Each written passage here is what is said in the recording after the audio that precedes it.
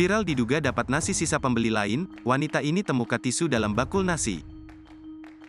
Video pengalaman seseorang makan di rumah makan diduga diberi nasi bekas viral di media sosial. Video tersebut pertama kali diunggah oleh akun TikTok @ailnai2 pada Senin, tanggal 26 Juni tahun 2023.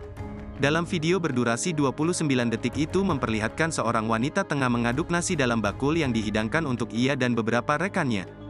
Namun ternyata dalam nasi tersebut ada tisu sehingga wanita itu menganggap nasi tersebut bekas orang yang diberikan kepada mereka. Wanita tersebut lantas menanyakan perihal tisu itu kepada salah satu pegawai yang menghampiri.